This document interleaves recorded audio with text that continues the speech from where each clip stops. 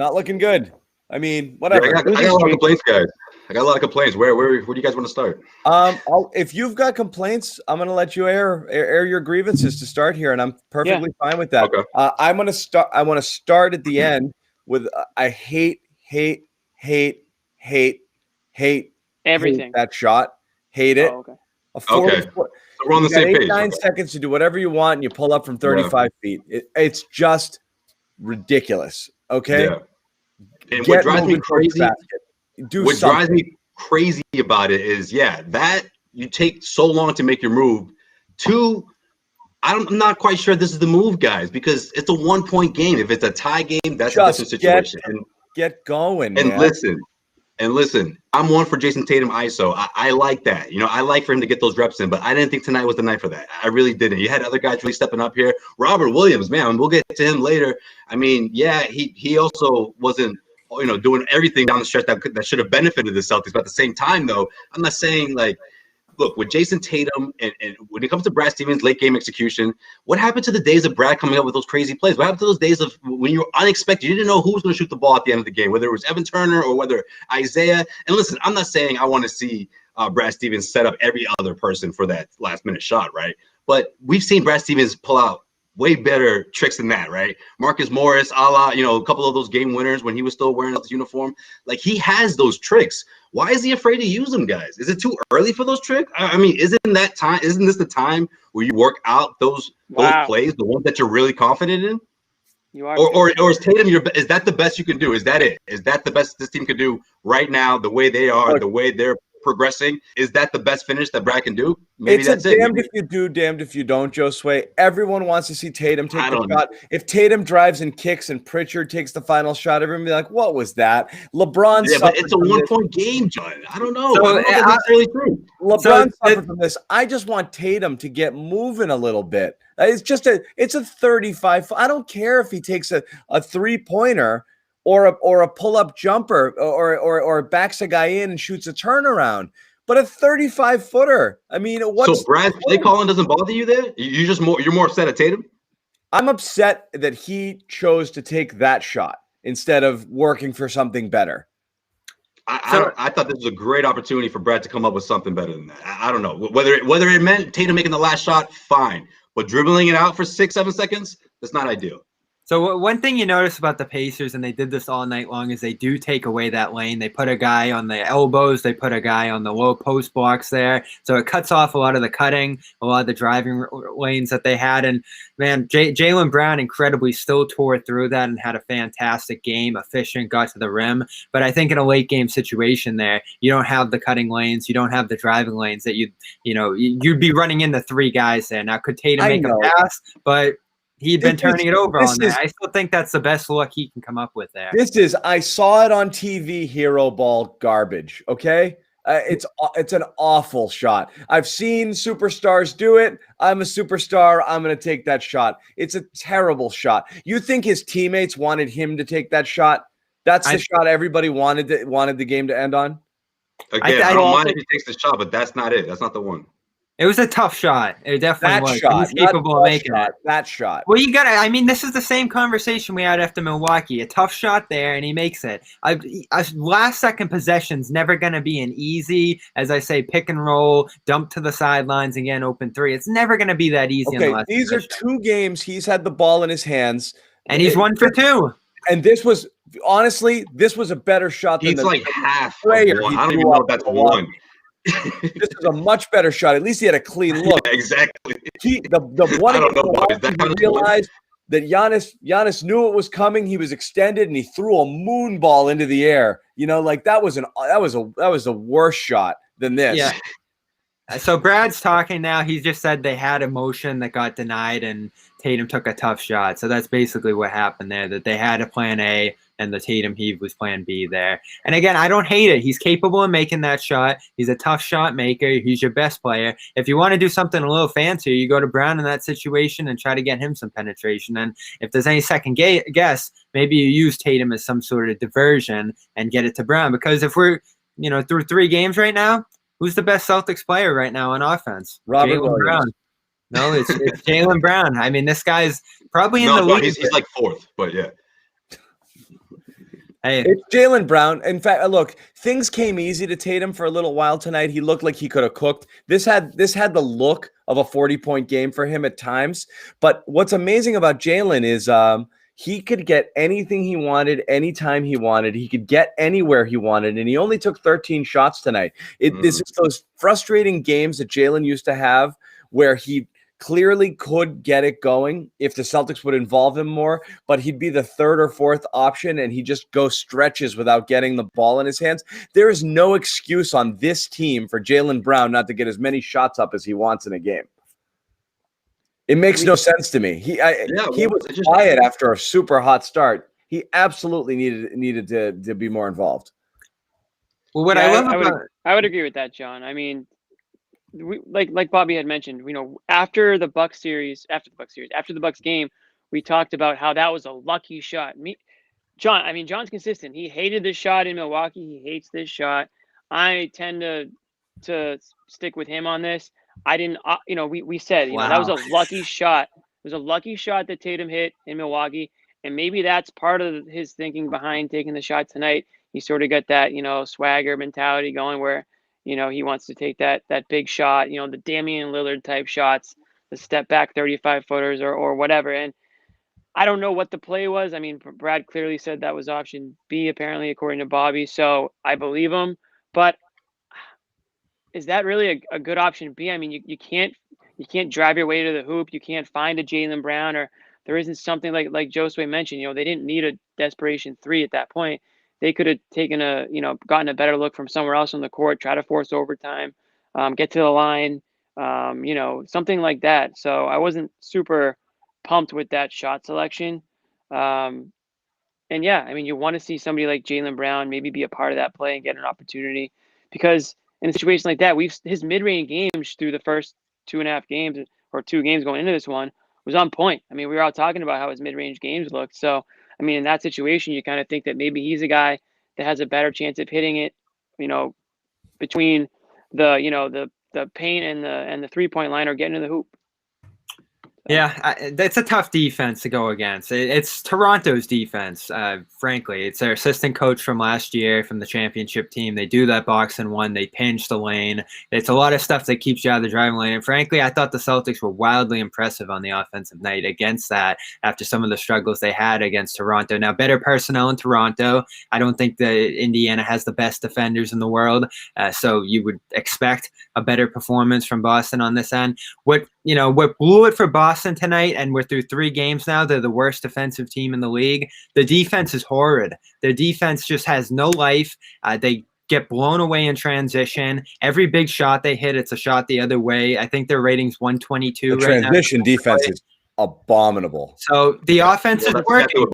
They're pretty much trading baskets, it seemed like, in that first half.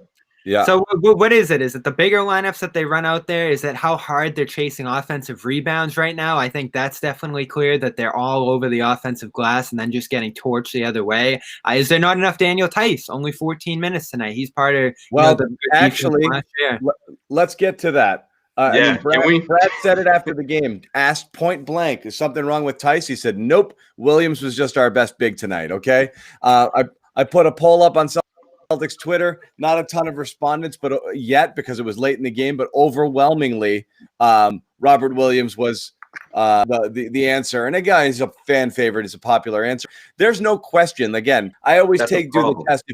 If you were just dropped, from another planet onto your sofa today to watch this basketball game, and this is the first time you saw any of these guys play, you would think Robert Williams was a far superior basketball player to Tristan Thompson and Daniel Tice. Just tonight, in terms of his activity, his athleticism, he was all over the place. He was unbelievable.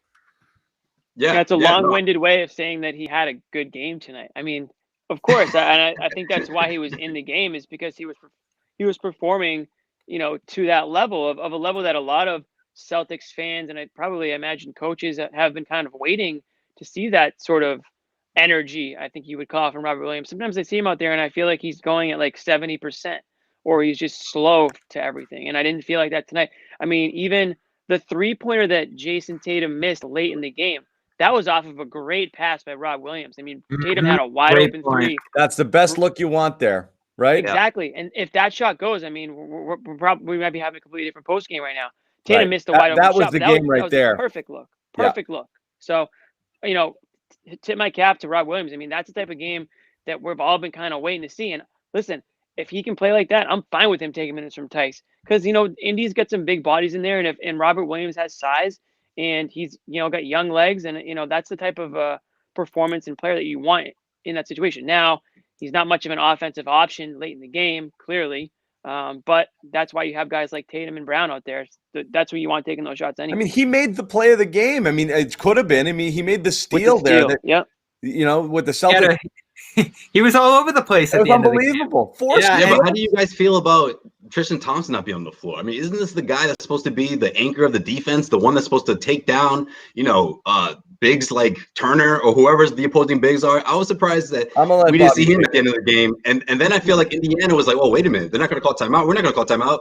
Let's keep Rob out there, get the ball to Miles Turner, and that's exactly what happened. Boom, Miles Turner in transition, go to the basket, boom, foul and one. Yeah, all Thompson questions directed to Bobby. Bobby, did you send me the Turner graphic or no? I did. It should be in your text. Okay. The Thompson minutes are not great so far to start this year. Part of it's he's alongside Tice. I think that just isn't a great combo for them. And switching wise, I think he's been okay. But overall, a little too much isolation on offense. Defensively, I don't think he's been amazing. That switch that John called out that they almost got nailed on the open three up at the top, I think it was the second to last possession. He botched that one pretty bad. Thompson minutes haven't been great to start the year. And, we mentioned the Turner block as well late on him inside. So he's limited right now. It feels like he's not 100% back from that injury. So a little more Williams, a little less him. I'm just stunned that Tice gets 14 minutes out of those three there. I mean, this was the best center on the roster a year ago. You could argue that Tice was in Thompson's lane last year among the overall centers in the NBA, and he certainly had more institutional value to the Celtics for their defense and the cohesion with the other guys. I'm just like, why is he third on the leaderboard right now? I know Rob had a great game. You ride that wave, but I think the reality, Bobby, is we got a little too high on Tice last year. And the reality is this is who he is on most teams. Okay. It worked for what the Celtics needed last year with the lineup that they were playing with the they were top five defense with the 3-wing lineup, a lot of length, the way that worked out there, they were able to make up for it other places. It doesn't work as well here. And so, again, they were able to get away with a non-traditional center playing center and able to be okay because they were so switchable and they could do so many different things on defense there, and they can't do it as well this year. Well, and, the reality is Tice is a Jag. He's good. He's fine. But how much does Kemba play a part of that, John? Because let's think about it. I mean, if Kemba's out there, I think he's a little more effective, or at least you would see him more often. Yeah, I agree to the fact that Steven's sort of scrambling here and trying to figure this thing out with his bigs. And I also think that Tristan Thompson, he wants him to get more adjusted to the offense. And the same thing goes for Rob Williams. And Rob Williams, of course, in training camp, talking about he's more vocal, he's a leader in the front court. So I think all of that is relative. I think he wants to get him more reps early on. But I also think that you'll see more Tice when Kemba comes back into the fold. I think there's a lot. Maybe. I think this was my problem with the Turner Tristan Thompson sign. Not problem.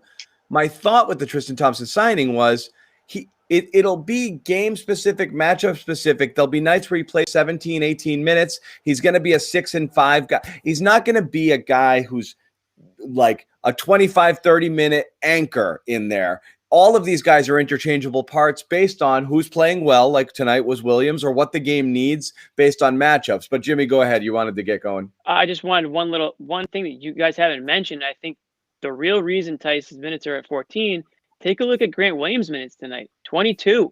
I mean, that's a player that if you want to make a case for Tice playing over anybody tonight, it's not Rob Williams, it's Grant Williams. Yeah, you're right.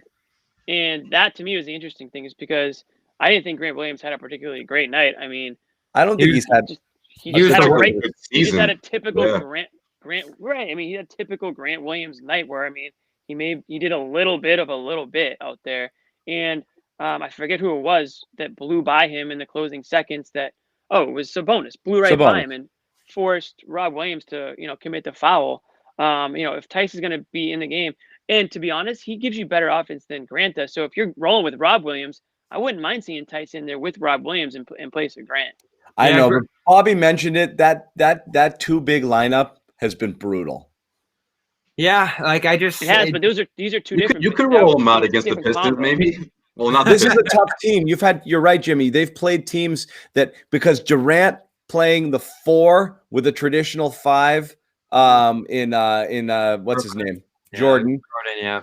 And then Milwaukee's also big with Giannis playing, in there as well. And then Lopez. Actually, these first 3 games play because their 4s are so big, 6'10", 6'11" guys, and they use traditional centers. Each of these 3 teams presents a situation where it's hard to go small against them. And maybe thank that's God why. they got I wonder if Thompson. the too big lineup lasts past this Indiana game. I we'll see.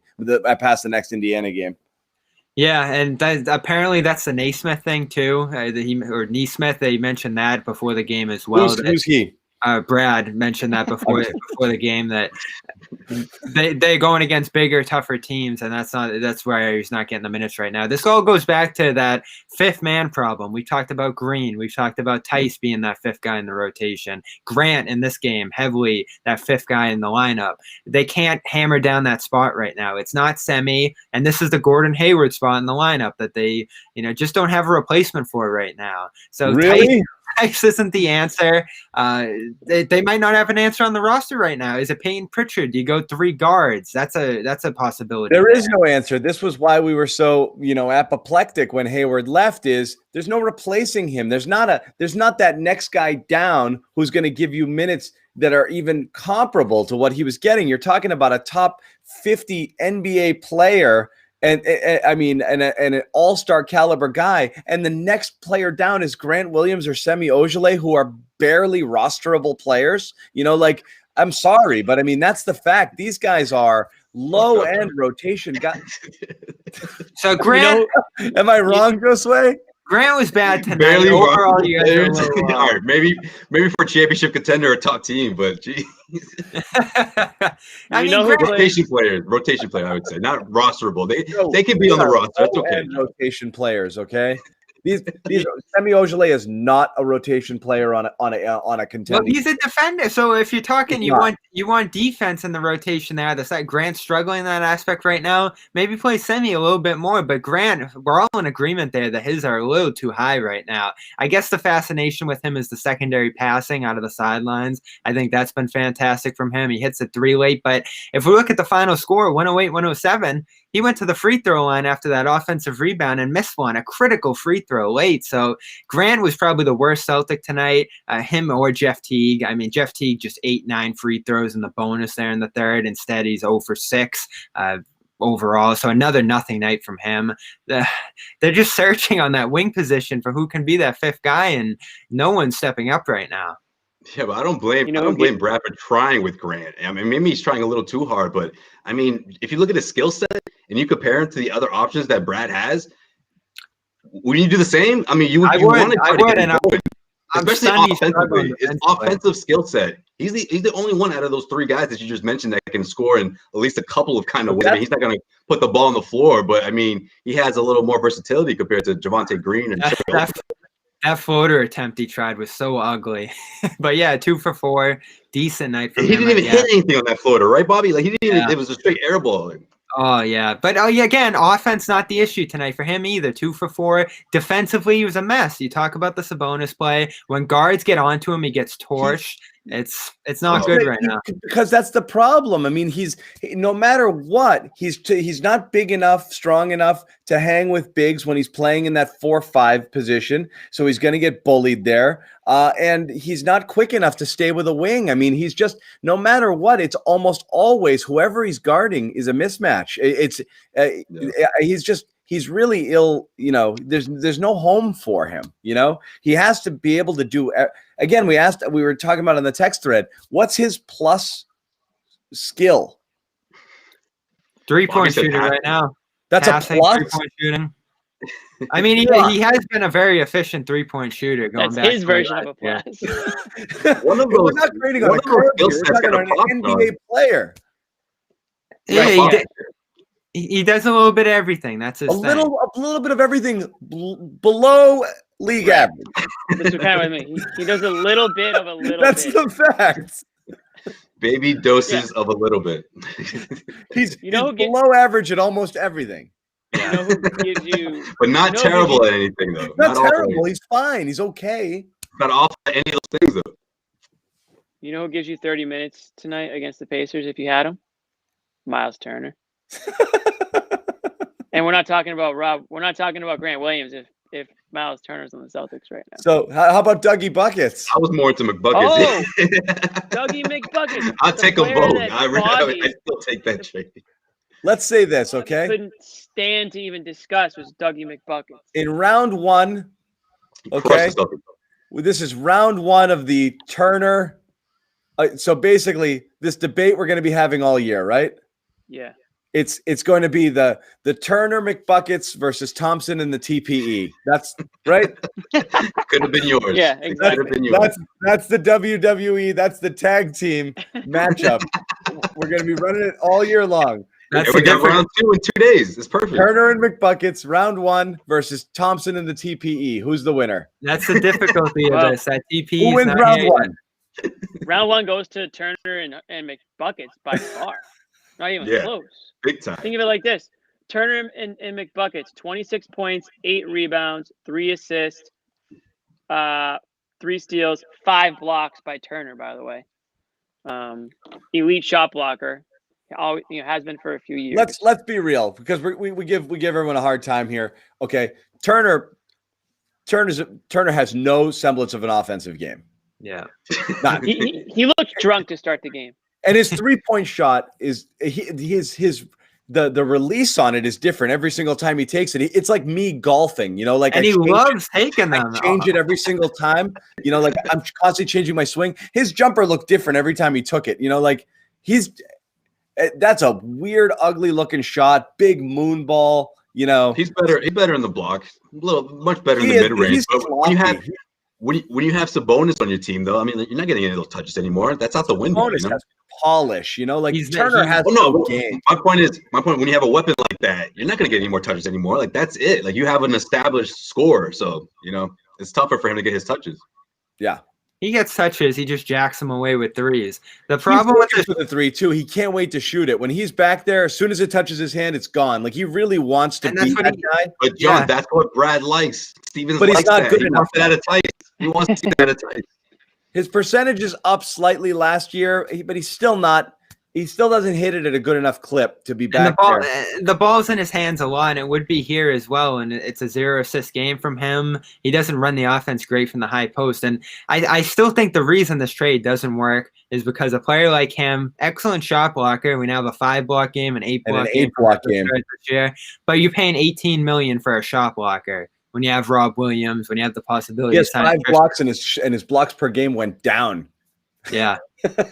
So like I just don't think it's worth it. They get flexibility from not trading Hayward and not adding this 8 and 4. I think he's 8-4-5. He was averaging 6 blocks coming in. His 5 blocks. I get what you're saying, Bobby, but that just sounds fun. We've been watching Celtics for years, and we just never seen something like that. But the closest thing is what, KG.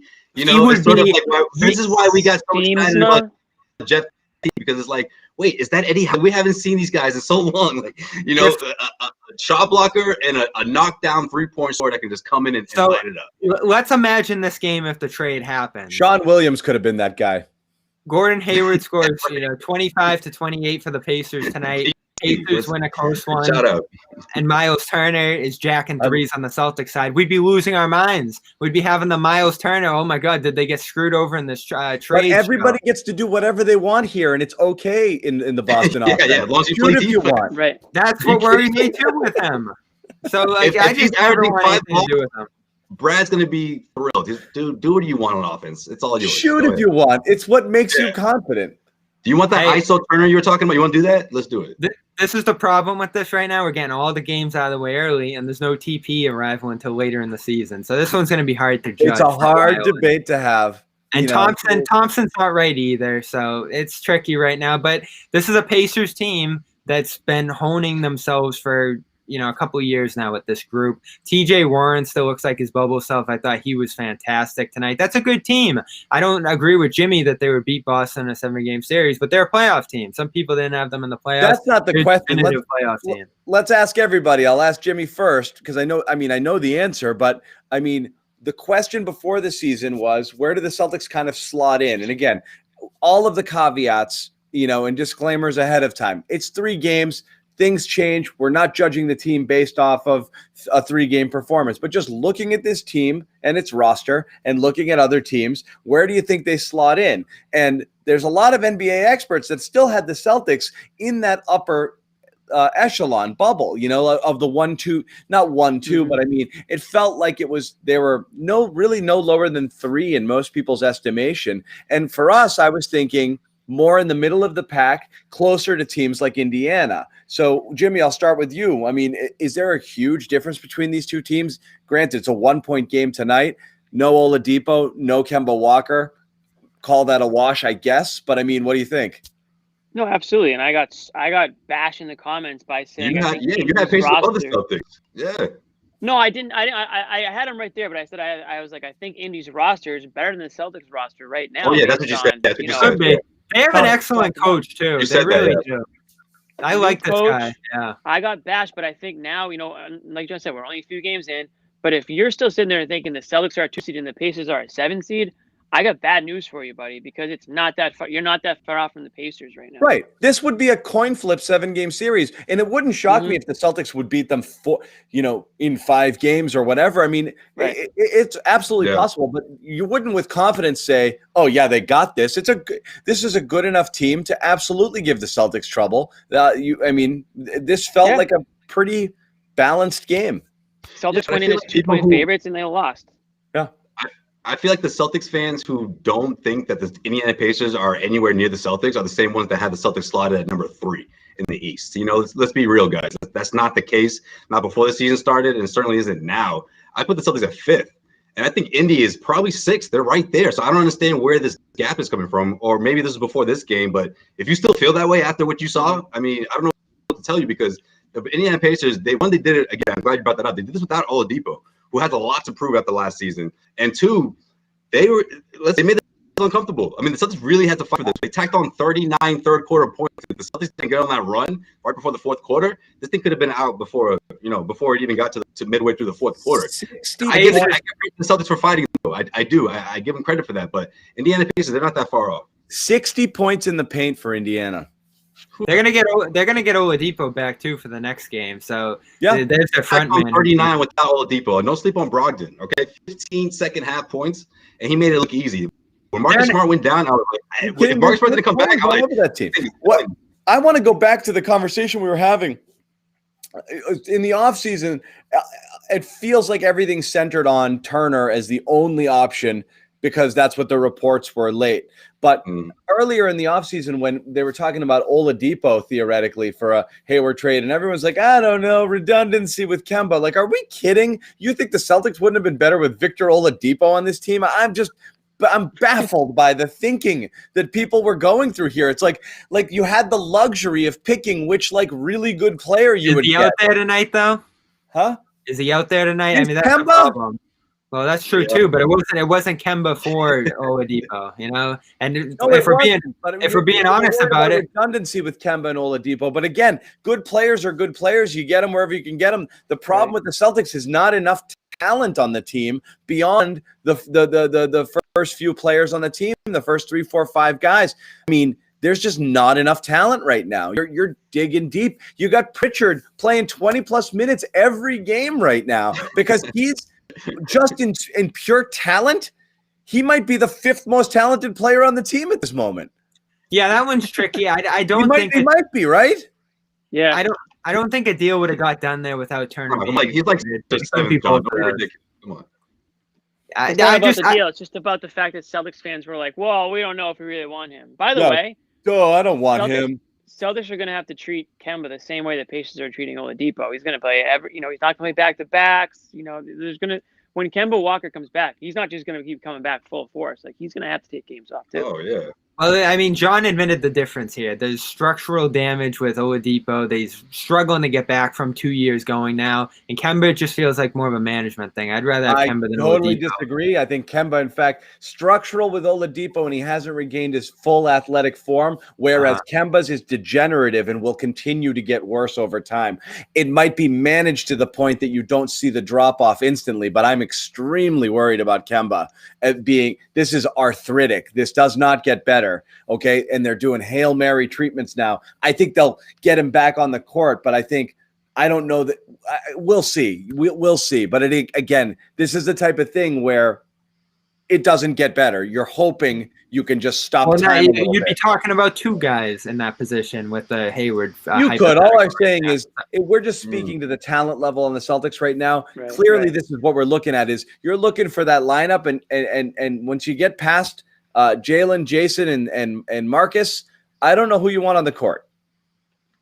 No, it's a bad, but that they got the flexibility and they got to make a move down the line. Here. You're starting Thompson and Tice. You have no flexibility, and neither one was good enough. I mean, you mean for trades, right, Bobby? Yes, I mean they have flexibility to make moves down the line. They got to do it, and they got to do it right here. But we're not judging this trade off today, where Thompson's barely healthy coming back, and the Pacers are who they're. You know why we heard all this noise about the Pacers over the offseason? Because they would be the perfect team right now with Gordon Hayward. It would solve all of their problems, and they really need to get it done, and they didn't, and they're kind of stuck as a roster right now because of the fact that they didn't get it done. I mean, you look at this roster right now with Turner gone and Hayward in, who's scoring 28 points in Charlotte right now. I mean, they'd be a top half East team. So all that noise was coming from the Indiana side. They needed to get this done.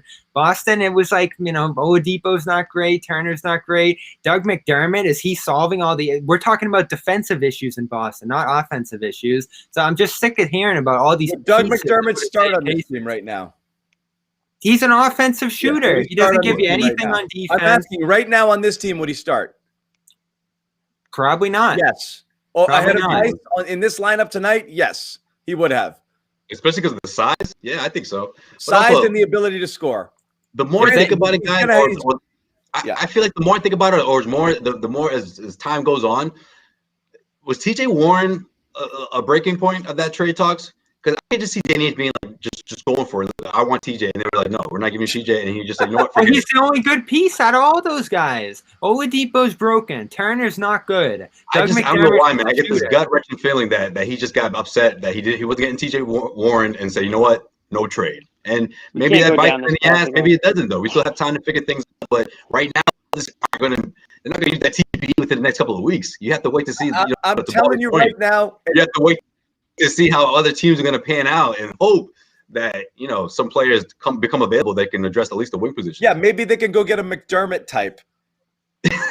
call Indiana. You guys are unbelievable. I mean, McDermott's a good shooter, and that's it. And he makes $5 million. He's not nearly as bad defensively as people say. He's fine. He's not a star. What we're saying is right now, this team has no offense. Okay, beyond the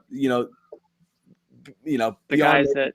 Right. Yeah. The big. It would have been great to get Warren and McDermott, but that trade probably wasn't there, and it seems likely Warren was off the table. Like this, all just goes back to Turner. Did you want Turner? The Celtics say no, and there's no deal there to be had. Oladipo, you could maybe second guess that one, but like I'm just still imagining this world tonight where Hayward's on the Pacers and Turner's on the Celtics, and it probably could have gone worse than what we saw tonight. The way Hayward probably would have fit in on that. Bobby. You don't believe that on this team? Do you see what Hayward's doing in Charlotte? I mean, he would have been fitting in on. I'm saying for Boston. Yeah. For Boston. I mean, what does Turner really add that you don't have right now? Like the center position's been fine for them. Scoring big, yeah. They need more scoring. He had 8 points? Well, because he doesn't. It's pretty clear he just doesn't fit. Brad's relying on Brent Williams right way on that team.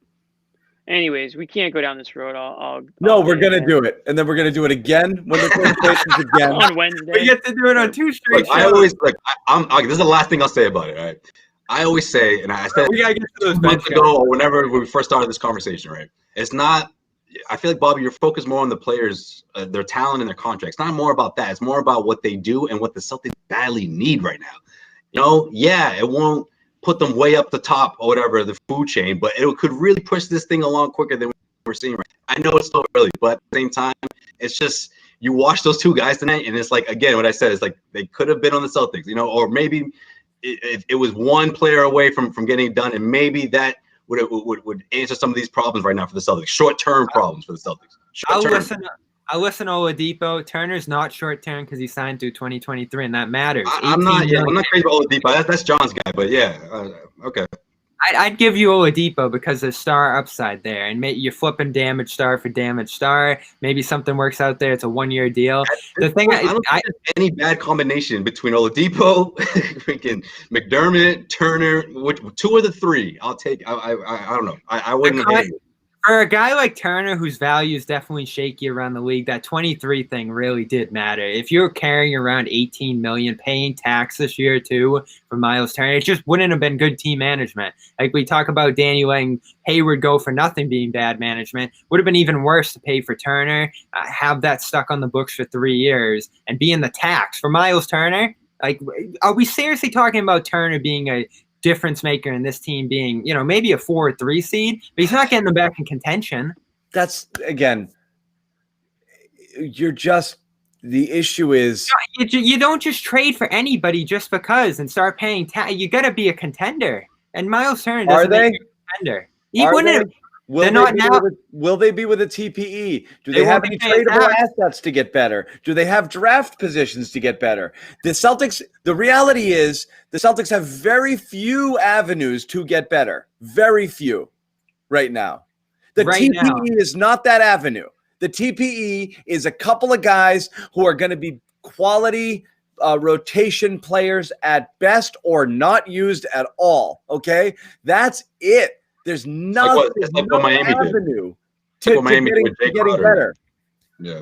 After that, that's the point. Is in a different world, it makes sense when you're hoarding assets and you're like, we can move things later. And they're gone. There's nothing left. There's no path anymore. So you have to take some swings and see if you hit, or else accept this, which is picking in the middle to the late. Now picking in the 20s in the draft with Neesmith and Romeo and Rob Williams and Grant Williams and a TPE as what you have backing up your stars. That's not great. So if we go the other way, you have Turner, who's negative value, puts you in the tax, probably not a trade asset. How did we get the negative value? He's an $18 million. He's an $18 million shot blocker who signed for 3 years. Who's going to want that? Yo, why are you making it sound like he's freaking Bennett or like Greg Oden in like his 3rd season or something? Jeez, like look at what he did. He's 3 for 10. He's an okay rebounder. He's a great shot blocker, and he makes $18 million for 3 years. And then you talk about McDermott, a guy on a 1-year, $5 million deal. He might help your bench a little bit right now. But what we're talking about with the Celtics, a rental, yes, I'll take a rental. And what they ended up doing, they have Thompson, who I still think is going to be a great piece, and a TPE that allows you to trade for anybody. That's vital flexibility. We got some. I'm gonna bump around here. This is gonna be a war all year long. Look, I don't think Turner and McDermott don't make you a contender. Neither does the TPE. Losing Gordon for not able to swing a good trade for Gordon, and then not having Gordon was the killer. Not turning down that trade. I don't know that's the big difference maker for the team. So even though we'll debate it, that's actually not really the issue. Let me get Jimmy on this one more time. Yeah. Jimmy, would you rather have Turner or Thompson? All things being equal, or what? Yeah, that Thompson means Turner and TPE. Well, no, it's one or the other. You couldn't get Thompson if you got Turner. So it really is one or the other here. So, yeah. I'd probably still take Turner. I'm not going to – I haven't seen it enough from either guy to change my original opinion. And, again, I like Thompson, but I think Turner has more upside. That's really what it comes down to.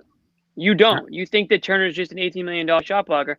I think that he's the guy that – and, again, what we said was that you're only going based on Turner's past. You're not accounting for the fact that maybe Brad Stevens can turn him into something more. I mean, isn't that half the reason why the Celtics brought Brad Stevens on as a coach, so that he can, like, take these – players and make them better? Is that still a thing that Brad Stevens is capable of doing or not? Because if he is, then you can't just take Turner for what he is. You have to assume that he can improve in 3-point shooting, in his passing, or he's already an elite shot blocker, solid defender. So I mean, I don't know. I mean, I'd still It's and a with fair Thompson point. again. It's a Thompson, tough call.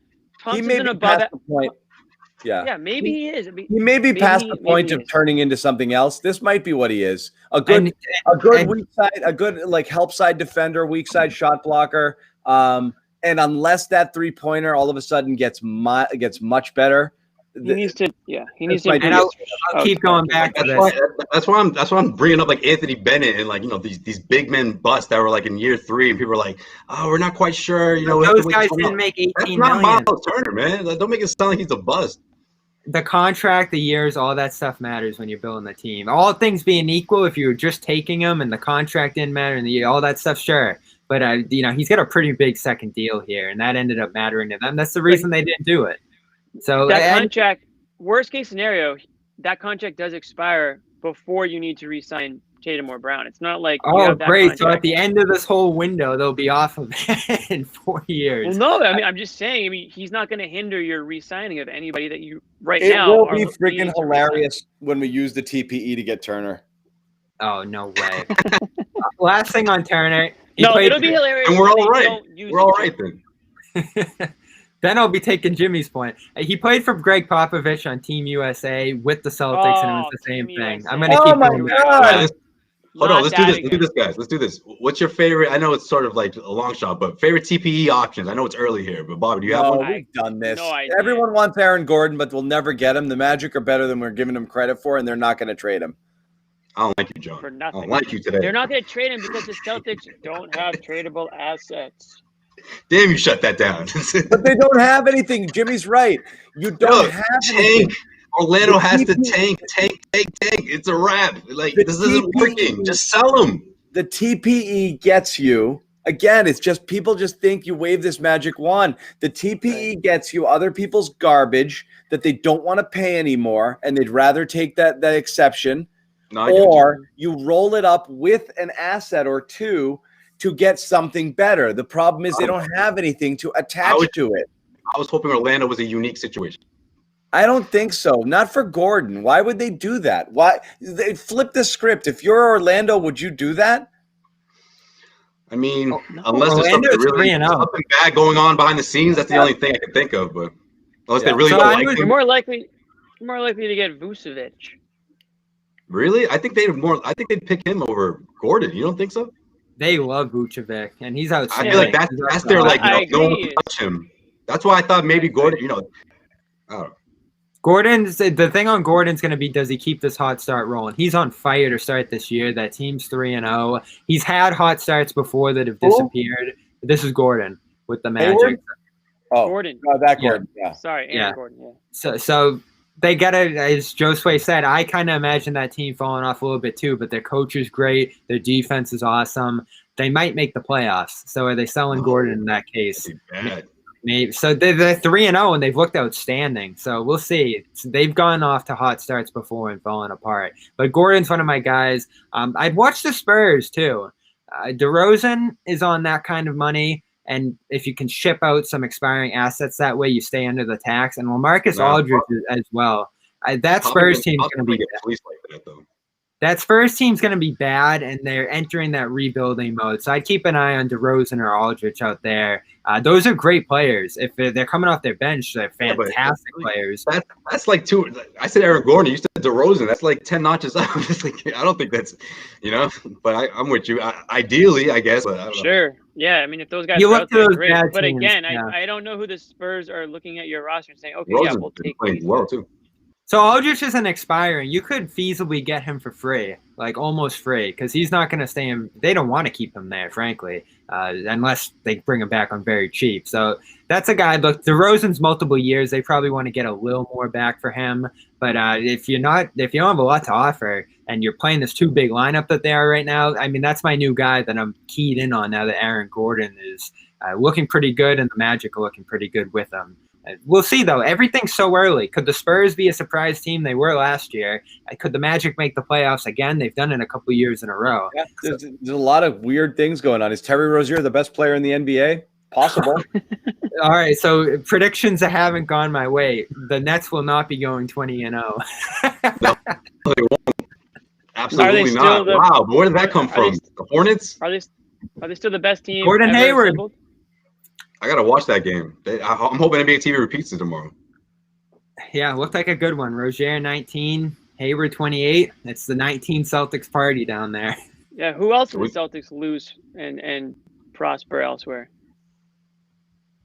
I guess we'll find out. Whoever they trade for the. Oh, I thought you had somebody, Jimmy. You can't start it like that, bro. No, I'm asking, like, who else did they lose? I mean, who's it going to be next? I don't know. Maybe, Al Horford down in Oklahoma getting the win early this year, an upset win. He was balling out. They're 1-0. That's about it. I mean, unless Kelly O gets a hot streak, I think Al had a grisly stat line a couple games ago. 13 rebounds though. So it was like 0 for 3. Yeah, they won that game against the Hornets though. They're 1-0. So yeah. Let's get back to this game though. Payton Pritchard, we didn't talk about him. Outstanding. So Aaron Nesmith's kind of missing in action right now, but Payton Pritchard, well, Jeff Teague's been struggling mightily. 0 shot makes in the last 2 games. Comes out and hits 5 straight shots to start this game. Drilling deep threes, hitting off the catch. Dumps in the lane, assisting to the big men. He kind of gets in there under the big trees and dishes out little dumps to Rob and others down there. This could be a backup point guard, it's looking like right now. You sound excited, man. That's not good. Great. The rest of it, great. Great. You know, he's developing, and yeah, of course, is that a threat? Is that a threat? What John is alluding to is like these aren't good signs of a contending team because we don't know if this is going to bridge the gap enough for Kemba. With that gap, you know what though? I'll say this: bigger than we expect. But here's the thing: you got to be. Hey, maybe it takes Jeff Teague. You guys got so excited about Jeff Teague on opening night. Guys who are drafted where Pritchard is drafted, where Robert Williams was drafted. You're lucky if they're still in the league in a few years, okay? The bust rate is very high there. So to get a serviceable pro at that point in the draft is a massive victory. So if Payton Pritchard is actually a viable backup point guard in the NBA, that's a home run at that point in the draft. Even if Williams tonight played one of his best all-around games in a bit, but if Williams is able to give you 15 to 20 minutes as a backup big and you're not terrified to leave him on the court in certain situations like they were during the playoffs last year, that's also a huge win. Those guys aren't putting you over the hump, but you need to hit with some of those. So it's good to have those guys too. It's just relying on Payton Pritchard. This is the second time in 3 nights he's led the bench in minutes. That's kind of scary. He led the team in plus minus tonight. So but it's twice in 3 games he's played more minutes than anybody on the bench. And we keep hearing about this tough competition they're playing. He's stacking up against it. Indiana's got a good bench. Brooklyn's bench is outstanding. He didn't play as well in that game. Does that speak? The answer is probably both. But does that speak to how well Pritchard's been playing, or how desperate this team is for viable NBA caliber bodies? Jimmy, he's looked great, hasn't he? First it was roster, now it's NBA caliber. He's looked like he belongs in the NBA since the first preseason game. We were basically like, wow, it looks like this guy's kind of a gamer. Like they may have actually have something there. The Celtics did reach a little bit for him because they knew they were going to trade away their 30th pick, so they knew that they wanted to take him a few spots maybe earlier than what a lot of people expected him to go. So I mean, I like the fact that they may have something there. He's an end of rotation guy or a middle of hold on, I just want to say this real quick before it goes. You guys have zero patience. It's just funny. It's just funny. This guy in the comment section goes, what the hell is so damn funny? Talking about Joe Sway. Pritchard had a great game. I'm not saying he didn't have a great game. He did his 3rd game and he led the team plus minus. It's not 2015, Bobby. This is like year 8 of Brad Stevens. It's like, oh my God! But I have to apologize for time, man. How many times we've been through this? It's like, okay, why am I apologizing for Jeff Teague? How's he moving the needle? He's a veteran.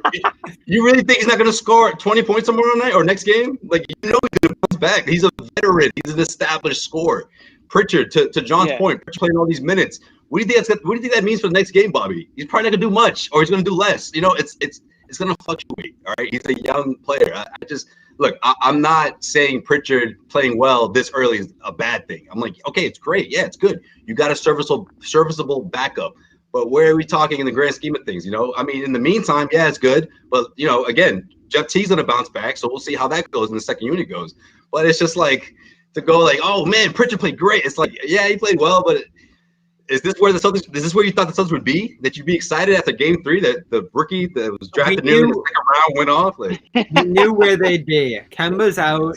The bench is young. The leaders of the team are still getting used to their roles. And Tatum, Brown, both looked like high-level facilitators tonight in that first half. So they're acclimating at this guy was Pritchard's better than Teague. I think the Celtics are in a pretty bad position right now in terms of their roster, and they're handling it well against tough teams. So 1-2, it's not your ideal start, but there's a ton of great signs right now on this team to be able to get by. Like, I think overall through 3 games, is it above your expectations or below your expectations? It's a little above mine. It's around my expectations. It's around it. Yeah, and honestly, they're a lucky Yeah. Tatum shot away from being 0-3 to start this year. So I mean, your perspective might be a little bit completely Right, different I mean, if that shot doesn't go down. That shot again, not to go over that all over again. All right. But I mean, real quick, one more guy here. He goes, Josue, what are they going to talk about? That's my problem. We just like 3 guys to talk about, and Pritchard is one of them. Thank you, to my point. That's a problem, guys. Pritchard's like the 4th best player on this team. This is a problem. That's what I said. From a talent perspective right now, it is scary that Pritchard absolutely, yes, Jimmy, you can speak. No, that's what John and I were saying all off season when Celtics fans were like, we're excited for, this guy and that guy. It's like, are we just like delusional here? Or are we just not seeing the roster that we're all seeing? Because we said the whole time, like, they're going to have trouble scoring based on the fact that if Kemba's out, and now we know he is, like, you're going to have a ton of trouble scoring. Thank God Pritchard is a somewhat capable player, because I don't know who the hell would be playing those minutes if it wasn't for him. I mean, we'd really be going deep into the rotate, where we bring the depths of that lineup. So everything we're talking about tonight goes back to Nesmith. He's got to get out there soon. Like, just get out there. They need to be able to get him into action, start integrating him. They need him at some point. That's your 14th pick. I don't think that's the move, Bobby. I think you have to play a little tough love here. Guys like Shemi's been there for a while. I know people are crazy about him, but if you're Brad Stevens, I don't think that's a great look. The way Shemi's been playing, at least the first couple of games, he didn't do a whole lot. It's fair, Joe. It's a terrible look if Brad would just say, you know what? Yeah, you've been playing good. You've been here for the last 3 years. Screw it. Bring it. Doesn't matter. You got to win. You got to win while you can. Bobby's right. He's giving you 2 solid out of 3 games compared to Nesmith, who hasn't even seen the floor yet. But I think he stay with Semi a little longer. You know where you're going with Semi. You got to get. I said this before the season started. Romeo's hurt, but ultimately, the guys who you're going to need to get to that level are going to be Romeo and Nesmith, because they're the only I'm with you, John. I think you get Nesmith there, I don't know, eventually and soon and quickly, but I don't know if you just throw him in there in game 4 and give him everyday minutes. That seems drastic and still kind of early, Well, what worries me right now is that Brown and Tatum are doing a fantastic job facilitating. 5 assists for Tatum tonight. His turnovers are still high, but Brown has been way better than expected in that area. And they're both getting killed by guys missing open threes off of them, whether it's Grant, Tice, Semi. Like, they need a guy who can catch and shoot off them, and Nesmith fits that bill. And they're not defending well anyway. The other options have them last in the league in defense. So I was with you, I mean, against the Pacers, they didn't look good. That's true. I was with you, Josue. If the defense was horrid in practice, if his conditioning's not there, all that stuff, they're valid excuses for not throwing him out there. With what we've seen, you throw him out there, but what do you want to see him play 20-plus minutes? Like, what do you mean? You just saying throw him out there in general? I just want to see him get in the game and play off some of the starters in rotation. And as Bobby said, I'd like to see him get out there. But not garbage time. Don't give him garbage time. I want something legit. People who can facilitate, as he said. Exactly. If Tatum and Brown are penetrating and kicking, you do want to see them kick it to somebody who can knock those down. And that's he's a professional shooter. Oh, I thought you were trying to put him in the rotation like for good. No, he's just got to get out there. I'd like to see him John wants immediately. I'd like to see him guaranteed 10, 12 minutes a game right now. Well, he's a shooter. The only way you're going to get – You said 10 minutes a game? Get good is to get your reps in. For now. Shoot. Shooter Yeah, shoot. and they drafted it. him for that reason, to play I know, off those wings, to space the floor. And you know what? You listen to Brad and what he's talking about right now. He says we're too clogged up. Well, you're starting two big men. Like everything they're doing right now would be aided by Neesmith, and Yeah. it's tough to fit him in. I It's haven't tough to get- seen every rookie up and down. I haven't seen what every rookie up and down the board has done, but I feel like several of them up until where Neesmith was drafted and in and around him are getting minutes consistently. Even like Precious, for example, on a deep Heat team, 16 minutes a game. You know, that's it's for him to get zero means something's wrong with him right now. And again, it could be conditioning, it could be defense, but to me, that's doghouse material. Like you have to be doing something really wrong. Like he's doing something bad in practice, really 14 bad. Yeah. overall, and not even to be a consideration to get into the game on a team that is talent deficient right now. That's to what I was me, gonna say. that Just like worries we said in the preseason when Brad's like, out of me. he's That not going either to come in. Right. that either he doesn't get it at all, or he came in so not ready to play NBA basketball that Brad's just like, forget about this guy right now, that he's not even close. And that, or he's so overwhelmed, the game's too fast. I don't know what it is, but the fact that he can't sniff the court is concerning. I think it's a little bit of everything, John. And I also think it's the competition as well. Like he's not putting him in Christmas Day against Brooklyn or garbage time he did, or the Pacers. People can feel a certain way about the Pacers. This is a tough matchup. That's what Brad said. Yeah, that's what he said, and that might be. I think moving forward, you have Cleveland. You have Cleveland coming up. You have other teams that, or Chicago, maybe Detroit. Teams that he could get more reps in. But I just think he's sort of getting him in gradually, and I think it could be a testament to what he said before the season even started, the preseason, when he's like, man, this guy might not even see the floor yet. Like he's not there at all, and we don't know if that was either a little bit of health related or it was because he's just not up to speed with the offense and the way the Celtics are doing things. So I'm looking up and down the draft board, John, right now. Most of the impact guys so far went above Neesmith. You have your Precious. You have Desmond Bane, who's been playing okay. Theo Maledon's that second-round guy who's been getting some run. What about Sadiq? Sadiq, not really. Joe Swade's guy. Yeah, not much from him so far. So, I mean, you're honestly, if we're talking plus 14, Payton Pritchard's been the best, if not the second best late round guy out of all the rookies so far. Desmond Bane, Theo Maledon, the only guys that compare. So the picks look okay so far in the early returns. Precious, if you wanted a big man, maybe go in that direction, but Rob looks good right now. They just got to get him out there somehow. Is it the conditioning? Is it the play calls? I mean, Brad had said he was throwing out play calls. He wasn't understanding them. Right. No. It's like, why? That why one's are we, probably not it because he went to Vanderbilt. But, no, just like he just showed up and he just like basketball isn't his thing. why are we bending over backwards? We're bending over overwhelmed. backwards to try to find a reason that this Wow, guy you guys are might good. not be ready. It's like, Everyone here is like, really good. we like he did play in a saying, bad conference. We're only gonna put him in against bad teams. Like, no, like that's not how it works. Like, just put him in. Like, you drafted him because you obviously like what he can offer you. So like, put him in the game. Don't wait until you're playing the Chicago Bulls or. I guess what I'm saying is like I sort of trust Brad's like opinion on this. With the first round rookie who he's only spent a few weeks with, and he's not comfortable putting him in. All right, Brad, I'll take your word for that. I don't understand why. Like, are we gonna just get upset after 3 games? This way, it's concerning that's the case. Right. Brad, I get. Well, I don't know. Bobby's making it sound like Brad's crazy for not putting him in. I think if he's not playing, there's absolutely every reason for him not to be playing. Not to put him in, right. It's just bad news that he can't get in here with these guys. Yeah. Because this is not the Lakers. Like you need role players right now more than anything, and this guy can't even sniff the court for 30 seconds. Yeah, we said it last game. When things start going rough, I mean they're 1-2 now. That's not too rough, but they'll go to them in time when they really need to break glass and find a rotation guy to help them out and start to break up these lineups. Because we're all in agreement. Is this 2 big man thing going to work? Like maybe to start a game and go 8 minutes, but it's really just been a disaster so far. It was -14 coming into tonight. It doesn't play a lot of minutes. It doesn't set much of a tone. And in your transition defense, as we've mentioned, damage. It doesn't feel like Tice plays as much as he could out of that. So I don't know how long they're going to stick with that. I don't know. We'll see. I am curious too.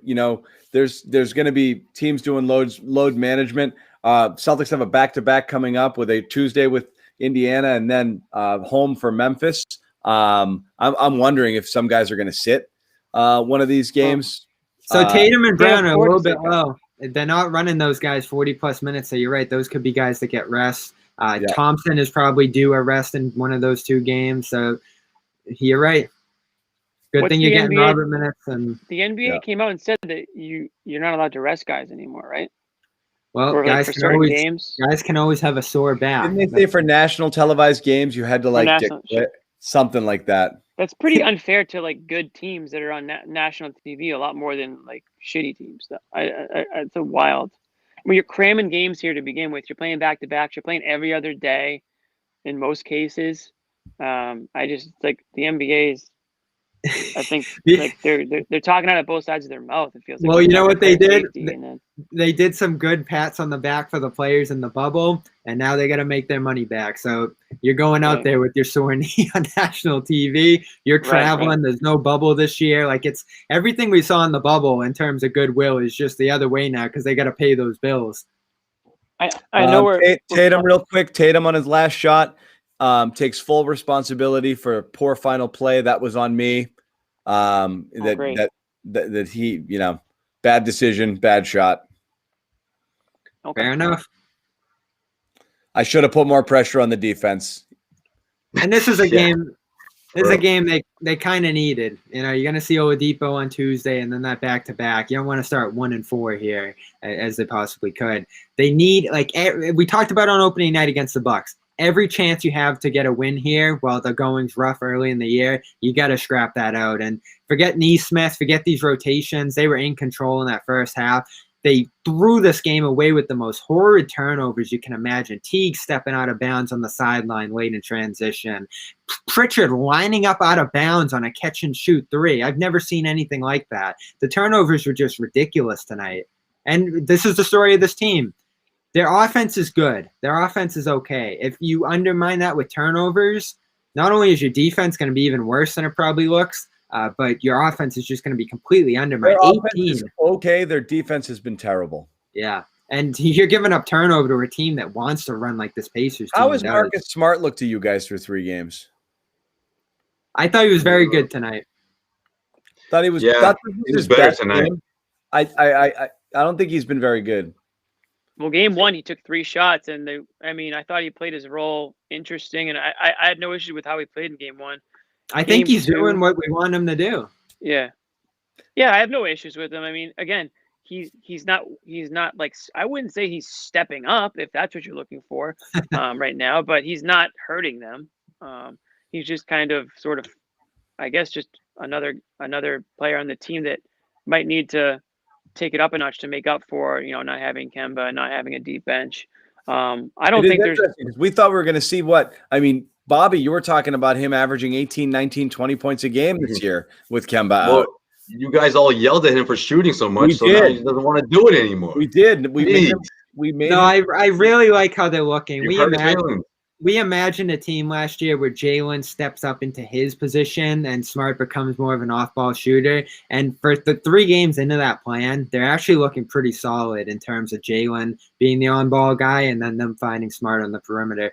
It's going to be tough right away for him to get volume off catch and shoots and them to find him consistently. But you find him 8 times in this one. He had that finish down the stretch when he got off the ball, the tough floater. He hits 2 out of 4 threes. I thought this was like your perfect Smart night if you could imagine him in this new role. It is, and again, we're going to keep going back to it. You talked about the minutes here. This is what's going to be frustrating with this team right now with its lack of depth.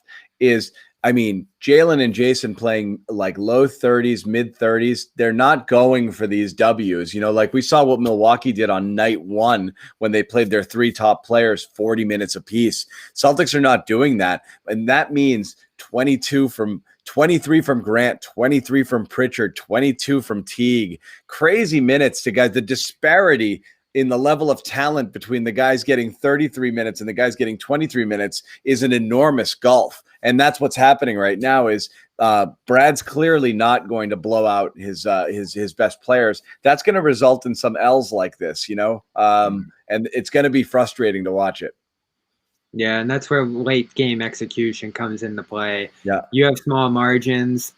Things are tight. Games swing back and forth. You're not a team that can take control and blow another team out. It's going to come down to those last few minutes a lot here. And you're 1 for 2.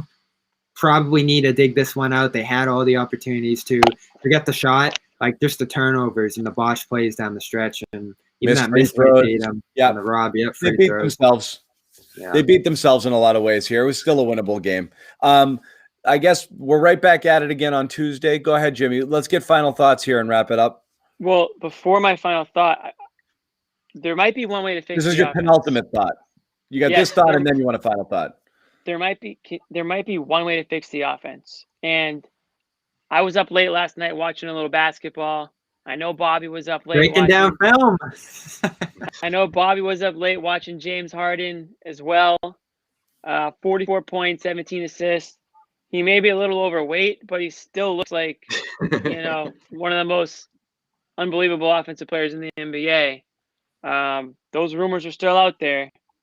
And more games like that, I think you're going to hear louder and louder, I don't know, whispers or rumors or whatever you want to call it, whether it's from fans or what, that are going to be saying, Celtics need to do something here. And James Harden's available. And listen, Celtics traded for KG. They traded for Kyrie. Danny Ainge, we know that he's not shy or scared to do something crazy. I wouldn't completely rule it out. I just wouldn't. I'm not saying I want it to happen, but I wouldn't rule it out. Well, let me ask you this. This started dancing in my head because it's hard to make a deal for Harden work, and everybody automatically assumes it's Jaylen Brown. But what if Harden sticks with Houston for a while because they can't make that deal, and we start getting closer to the trade deadline, and Kemba comes back? Is Kemba in play there? Why would Houston want him? Yeah, this is my thing. Brown's off the table. He looks too good. He's part of the core. He signed long term. I'm blown away by his play, Frank, early on here. I wouldn't move him. And then all of a sudden, you can't do a deal here. All right, then it's Tatum. No. That's the problem. Is really you need a third team. Anybody who calls Boston, they want Tatum or Brown. Danny hangs up immediately. Then you can't do a trade. So there's no trades. That's the thing, is that this is where the best thing, the thing Boston has of most value that they can trade is nothing. It's a piece of paper that has a number on it. That's the most valuable asset. It's an IOU. It's an IOU. That's their most valuable asset. I'm glad a loss where Harden scored a bunch of points against a bad defense in the regular season changed his image. That's pretty good for him right there. So 17 assists. That's the part that I can't get. Times, man. He was hitting some wild shots. He did have the turnover. To have a game like that, as out of shape as he is, he's always done that. But I mean, that was such an FU game. It was like, watch, I'm going to show up. I'm going to eat a bucket of chicken wings before I friggin' take the court. He's incredible in that aspect. Yeah. I'm going to leave pieces of it in my beard so you guys can see it. And then I'm going to go out there. I'm going to score 44 points and drop 17 assists. Okay. I'm not going to play a lick of defense because why pretend? And I'm just going to leave that out there for you guys to talk about. I'm interested, though, because there has been a lot of noise, and you always wonder, where's that come from? Like, Boston's name pops up originally. Now he's on his preferred destinations, which is actually shocking. Like, you wouldn't think Boston would be where Harden wants to be, given Tatum, given the city, like the situation here. Not the best strip club city, Boston. So... where's that come from? Why does he want to come here? Why are the Celtics so connected? Like, there is some smoke and noise here, and I don't know who's pros and cons list. It's culture, Houston, man. It's Houston. Winning Houston culture. wants Jaylen. Good coach. Couple young superstars. Cons. Not enough strip clubs. Good point, Joe Slay. Harden told us he's not on the list. Cold. Not enough strip clubs. Yeah. Deal breaker. Man. Sorry. There's nothing we could do. We got to talk to Marty. Hey, Providence has got Hey, some, Marty. got some plays. I was waiting for when you guys to bring it up.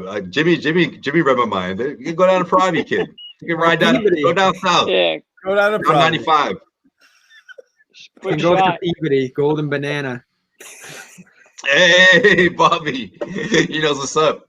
Yeah, Route 1. There's a couple on there, right? Route 1. That's a hometown I've been staple. told. So I've been told. Yeah. We used to have the combat zone as a commenter put in here. That might be before. That's before a lot of you guys, but Now the food's a key aspect, as we know. Who knows? I don't know if the I food didn't know sector of Atlanta- eating at a strip club was a thing, man. I don't know if that's the move, guys. I think Atlanta Wow. is that intriguing destination for him. All things because of the considered. strip clubs, right? Well, not only that, but the team. Like, would you not trade Trae Young for James Harden? That's become Never. like the big thing right now. No. Oh, wow. God, I no. would. I would. No, Because Young's 5'9", can't defend at all. doesn't and matter. The whole team's built around him. He's I think they 12 love him. years old. You got him for the next controllable for the next 7-8 Yeah. years. No Yeah. way. And they You know love why him. Part of the You reason don't trade stars under 25. You just don't do it. I think Right. if- You don't if trade could- established stars. You trade guys who might be stars. You trade Jaylen Brown 2 years ago. You don't trade him now. You know what I mean? You just Well, don't do it. You know, with all the conversation we've had here, what this is going to lead to, John, is him staying there. And you look at last night, that team actually looks pretty fun. Christian Wood's awesome. They're a playoff team out there. I think it makes sense to just keep them for this season and, you know, figure that out later, trade deadline or whatever. Like, you know, they're a pretty good team right now. And eventually, Trae the Young noise is starts 6'1", quieting by the down. way. Wow, he looks shorter Young's than what? that to me. Trae Young is 6'1". He's kind of Yeah, I was skinny. gonna Maybe say, that's why. I'll get 6 feet. Right at 6 Yeah. feet, probably. Yeah. And he's kind of besides that. I think a little bit of denial there in Atlanta is always going to be. We had Luka Doncic, but we ended up with someone pretty good instead. You know, we gotta roll with him and try kind of ride this one out. That team just doesn't blow me away with him being the centerpiece as much. I mean, he's a brilliant offensive player. He's Isaiah Thomas Yeah, at his he- height, he- frankly. He's electric too. He is. He's an. You know, unfortunately, he's always going to be. He might always be known as. Well, he won't always be. I mean, only Bobby, but he he scored- was in the trade for Luka. But He I mean, I scored still 30 think he's a friggin' great points player. a game last year in his second year in the NBA. You know how many people have done that in their second year in the NBA? Yeah, the offense is Zero? electric. One? And part of this is that team. They haven't built anything around him to help mitigate his weakness, and his defense isn't. It's like an Isaiah Thomas level weakness, as you know, some people have said about him.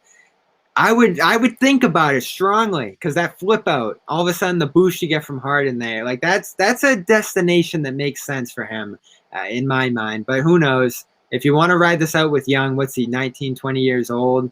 I guess it's the same reason you ride it out with Tatum and Brown. Write it out with the teenage all-star. Yeah. Right not out bad. with a 20-year-old averaging 30 points a game. And I guess I'll Rondo and tough that out. Gallinari. Oh, that's tough. Good luck. It's They'll be different. all right. Trading They'll be Bobby. all right. Atlanta's gonna be fine. It'd be a different story if you were trading for a well-rounded player instead of just another guy who's pure offense. But you've got pure offense and he's 20 years old versus pure offense who probably doesn't really want to be there, has a bunch of baggage and is 31 years old with only 1 year left on his contract. I just don't even think that's a conversation. Trae Young, I don't know why Atlanta would ever entertain that. It's a fair point. They got to It's see out offense the for new offense. additions. You're and not stuff. improving anywhere. You're going to bring in another offensive player and a team that already has a crazy amount of offensive talent. So let's see how it goes. They spent a bunch of money this offseason. They added some role guys who could feasibly help them. But if they're headed for 19, 20 wins again, like they were last year, I mean, what are you doing down there? Like, it's just not moving in the way it should be at this point. yeah. Anyway, let's get our final thoughts here. The bottom line here, I think the what we've learned after 3 games, if anything, on this team is that Tatum and Brown aren't enough. And this team is going to be like this, kind of a middle of the pack-ish playoff caliber team in the Eastern Conference. But this is also the type of team that I don't think they're walking into any building in the East, save for one or two, and guaranteeing a W without a solid effort. Okay, they don't have enough talent to just look at the Cavs 3-0. Charlotte, you think they could just walk in there and beat them on any given night? Even the Knicks, the bottom feeders here are a little bit better, which means you're going to have to work for a lot of your W's. The Celtics do not have enough talent on this team to just walk into a building and win because they're the Celtics. Tatum and Brown are not enough right now. And you need Kemba sooner rather than later, or you need other guys you're not getting it from to develop. That's the through 3 game assessment. Obviously, things change. I do trust in Brad to maximize what he's going to get out of these guys. That's something that he is better at than anybody, which is if you looked around the league and any other team played Jeff Teague, Peyton Pritchard, Robert Williams, and Grant Williams 20-something minutes each and were able to stay competitive in a game, you'd be like, wow, that's quite an accomplishment. And that's what Brad was able to do tonight. So he's mixing and matching as best as he can, but they're short. They're short. Right. And I think you're going to see this team obviously drop a handful of games, but I don't know. I mean, I'm with you, John. I think they're definitely in the middle of the pack playoff wise, but that might not necessarily be the case in terms of how far they go through the postseason, right? So I think this whole time Brad Stevens has to get this group ready, obviously start incorporating Kemba when that happens, February or whatever, right? Hopefully. And then go from there. But I don't know if necessarily, whether it's a TPE or whether it's a combination of that and Kemba, like, I don't know if they're doomed, it's like long term. I know a team that also used to carve out wins, used to really, fight for wins and picked up momentum right before or right at the trade deadline and finished the season strong and pushed all the way to the Eastern Conference Finals. That was the Miami Heat. They were a 5th seed. There's nothing wrong with being a 5th seed for the season. There's just a lot of ifs, though. There's a lot of question marks. I'm with you, John. It doesn't look great, but I think this is an important stretch right here. The Clevelands, the Detroits, another game against the Indiana Pacers. We're going to maybe see we're going to find out a lot more about this team identity-wise, I think, we're this week. Spoiled, Josue. It was an embarrassment of riches in terms of talent for a long time. Yeah, because we were like all-star after all-star point guard, coming in. Is that what you mean? Like the last couple of seasons? Everything. I mean, even last year, you've got 4. You have just so many all-star caliber players. I mean, a couple of years prior, 20+ scores, right? Yeah. The year before that, Rozier with Irving and Marcus Morris and Jalen and Jason and Hayward and Horford. I mean, ridiculous amount of talent on this team where you're just like, Jesus, how do you manage these minutes? And then last year you were top heavy. Yeah, it started seeping out. You knew you had some bench, but it's just less and less, and that's the issue.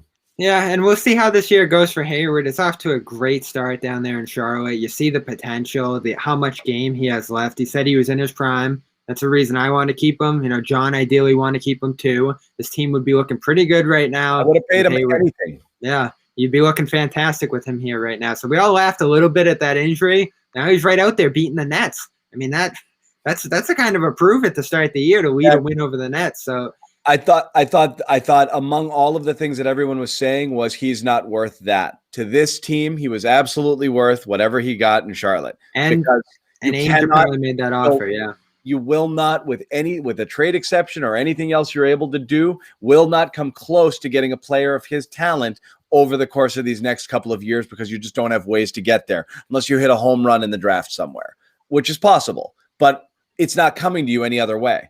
And so, but Gordon was there. If there's anything they could have done, but again, I don't think it was money with him.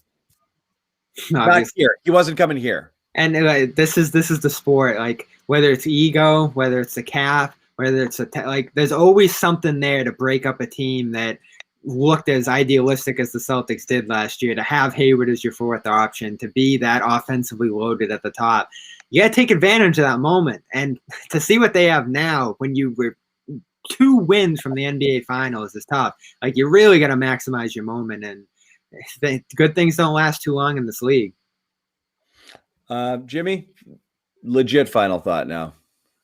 Well, you guys had a lot of good thoughts that I share with you. I mean, bottom line is I'm in wait and see mode. I'm not surprised by really much that I've seen over the first 3 games. So I'm in wait for Kemba and see what you got mode, because that's going to be the difference. You get Kemba back and he's 90%.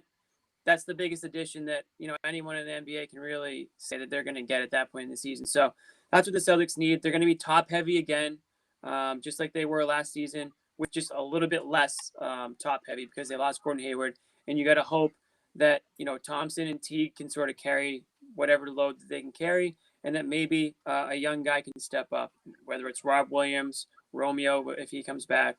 That's pretty much where I'm at right now. That's not really going to change for the next 6 to 8 weeks. It is what it is. Yeah, That's I'm it. with you. Celtics lose to the Pacers, 108-107. Jason Tatum heaves a 70-footer. His bad. Hey, his bad. Didn't hit the backboard this time, unfortunately. Yeah. Tatum, yeah, little hero ball didn't go his way.